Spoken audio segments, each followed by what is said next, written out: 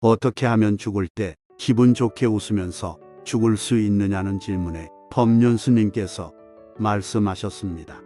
제가 이런 말을 만들었는데 한번 따라해 보세요. 잘 물든 단풍은 봄꽃보다 예쁘다. 낙엽이 떨어질 때 두 종류가 있어요. 잘 물들어서 예쁜 단풍이 되기도 하고 쭈그러져서 가랑잎이 되기도 하거든요. 잎이 아름답게 물들려면 어떻게 해야 되느냐? 봄꽃은 예쁘지만 떨어지면 지저분해요. 그래서 주워가는 사람이 없어요. 쓸어버리지요. 그런데 잘 물든 단풍은 떨어져도 주워가죠. 때로는 책갈피에 껴서 오래 간직하기도 하죠. 그러니 잘 물든 단풍은 봄꽃보다 예뻐요. 잘 늙으면 청춘보다 더 낫다, 이런 얘기예요.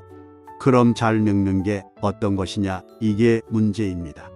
이것도 팍하고 저것도 팍하고 욕심을 내서 막 하면 사람들이 나쁘게 안 보고 야망이 있다, 이렇게 말해요.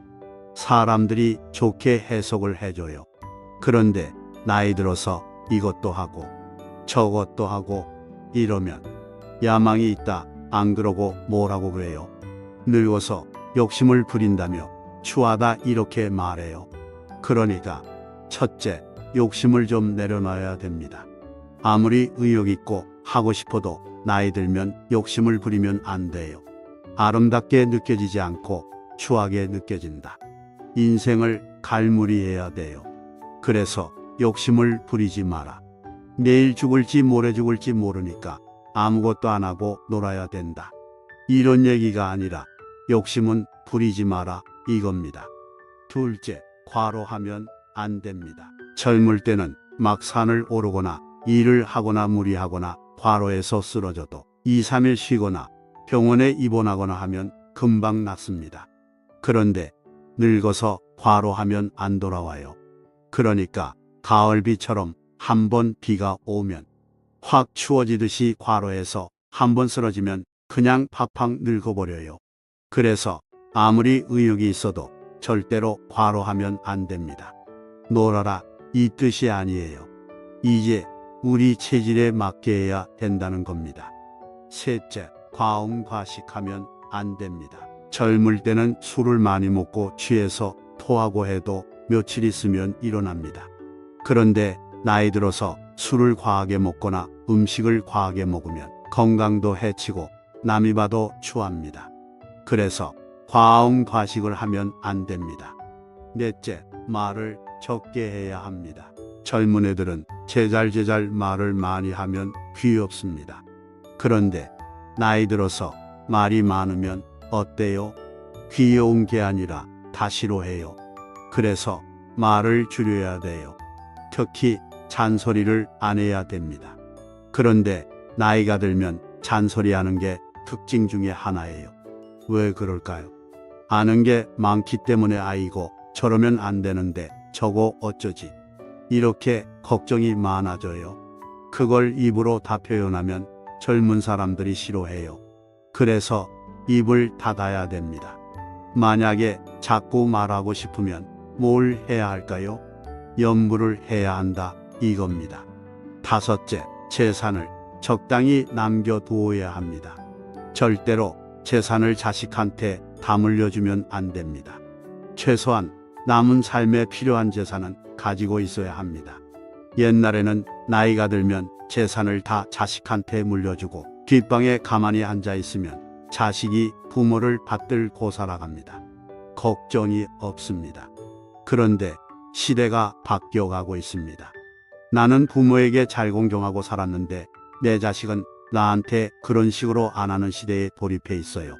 그래서 재산을 다 자식한테 물려줘 버렸는데 만약에 자식이 사업하다 실패하거나 하면 내가 길거리에 나앉게 됩니다.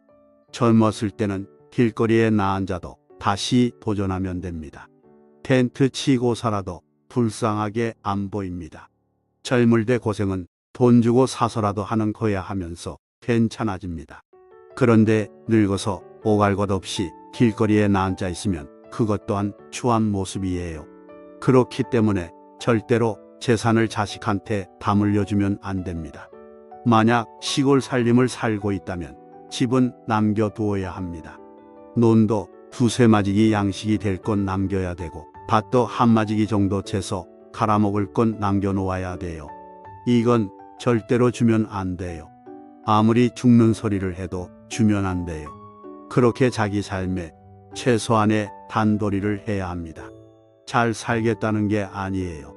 도시에 산다면 방 한 칸은 가지고 있어야 되고 라면이라도 끓여 먹을 돈을 자기가 미리 확보하고 있는 게 낫습니다. 큰 돈 필요 없습니다. 그래야 늙어서 추하지가 않을 정도만 딱 간직하고 그냥 유유자적하게 살면 늙는 게 전혀 문제가 아닙니다.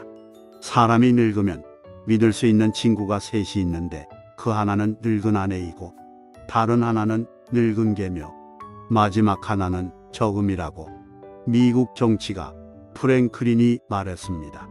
사람들은 지나고 보니 대학생 때가 좋았네, 30대가 좋았네 합니다.